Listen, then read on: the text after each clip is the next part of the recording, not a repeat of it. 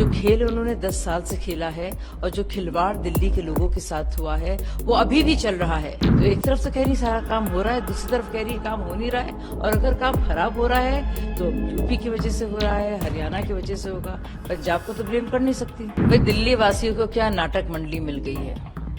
ये शीश महल के सुल्तान साहब अपने घर में करोड़ों रुपए के काम तो करा सकते हैं, ये भाई साहब जो हैं ऐसे मजबूर मजलूम बन जाते हैं, ऐसे विक्टिम, ऐसे असहाय।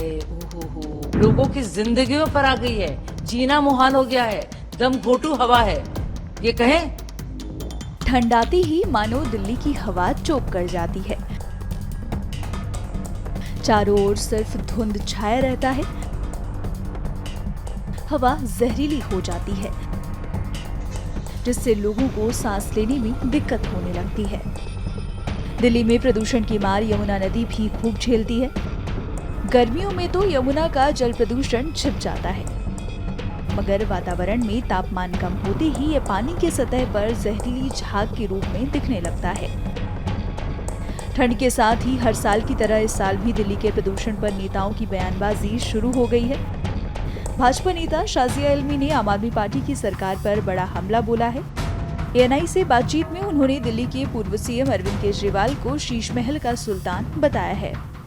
मैं इंतजार कर रही थी कि अब आतिशी जी और उनकी टीम किसको ब्लेम करेंगे।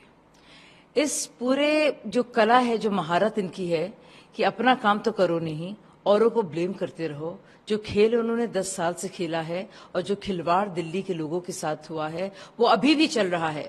अब किसकी गलती है? अब यूपी की गलती है। जब बाढ़ की वजह से इतने स्टूडेंट्स मरे थे, किसकी गलती थी? उसमें तो ब्यूरोक्रेट्स की गलती थी, नौकरशाह की गलती थी, एलजी साहब की गलती थी। उससे पहले आपको याद होगा जल संकट था। जल संकट में किसकी गलती थी? उसमें भी और प्रदेशों की गलती थी, क्योंकि हरियाणा पानी उनको नहीं दे रहा था।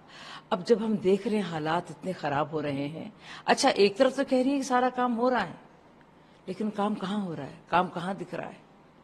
तो एक तरफ से कह रही सारा काम हो रहा है, दूसरी तरफ कह रही काम हो नहीं रहा है, और अगर काम खराब हो रहा है तो यूपी की वजह से हो रहा है, हरियाणा की वजह से होगा, पंजाब को तो ब्लेम कर नहीं सकती क्योंकि पंजाब में उनकी सरकार है। तो सालों साल अब दिल्ली वासियों ने देखा है इस लोगों को, जो लगातार आप इनका एक एक बयान उठा लीजिए, हर एक संकट पर, हर एक क्राइसिस पर, हर एक ऐसे सूरत हाल पर जब लोग परेशान हैं कि ये सिर्फ और सिर्फ बहाने बनाते हैं, इनसे कुछ होता नहीं है।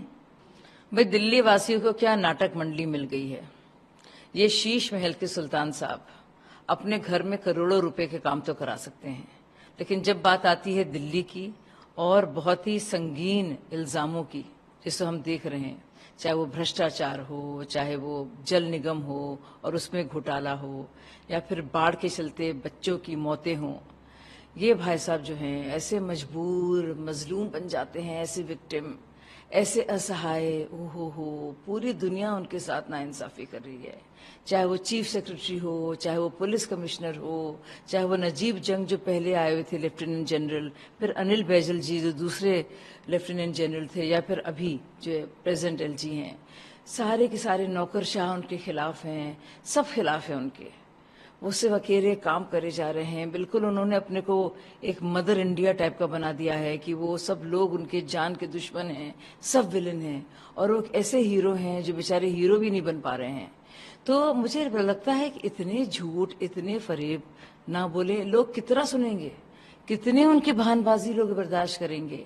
एक बहाना, दो बहाना, इस पर दोष मढ़ना, उस पर दोष मढ़ना, पूरी दुनिया गलत है, ये सही है, सबकी सब बिल्कुल नाकारे हैं, सबकी सब बल्कि विलेन हैं।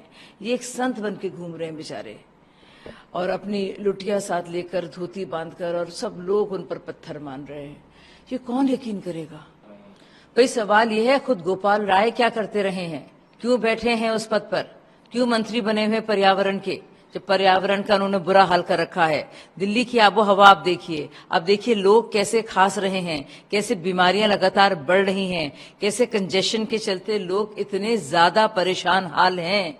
आप देखिए लगातार जो संकट बढ़ता जा रहा है। आप यमुना प्रदूषण देखिए, जो सेस मिलता है, जो कर मिलता है, वो 1000 करोड़ के बराबर है। वो कहाँ गया वो पैसा? उसका जवाब दें। और क्या हुआ अब स्मॉग टावर्स का? चल रहे हैं वो जो 40-40 करोड़ रुपए में खर्च करे थे, उनका क्या हुआ? अब तक जो है मंत्री पद में बैठे हुए हैं, इन्होंने क्या किया? दुनिया भर से आप सवाल पूछ रहे हैं। खुद आपकी जब बारी आ रही है जवाब देने की, और हर बार ये बारी आती है आपकी जवाब देने की, क्योंकि हर बार ऐसा होता है, आपके पास कोई जवाब नहीं होता, आप दुनिया भर इधर उधर देखते हैं। आप बताइए आपने क्या किया? इतने दिनों तक आप मंत्री पद पे क्यों बैठे हैं? क्यों नहीं इस्तीफा दे देते? क्यों नहीं भगवंत मान ने इस्तीफा दिया? क्यों नहीं वहां के पर्यावरण मंत्री ने इस्तीफा दिया? क्यों नहीं वहां के पर्यावरण सेक्रेटरी और पोल्यूशन बोर्ड, जिसमें सारी वैकेंसीज हैं, उन सब को लेकर उन्होंने वहां पे जो बाकी लोग बचे हैं उन्होंने इस्तीफा नहीं दिया? क्यों नहीं कहा वो पूरी तरह से असहाय हैं? क्यों नहीं उन्होंने प्रधानमंत्री जी को पत्र लिखा और कहा कि हम लोग से कुछ नहीं हो पाएगा, हम लोग नाकारा हैं, हम लोग झूठ मूठ पद पर बैठे हैं, हम लोग इतने पैसे गबन कर रहे हैं, प्लीज मदद कीजिए, लोगों की जिंदगियों पर आ गई है, जीना मुहाल हो गया है, दम घोटू हवा है, ये कहें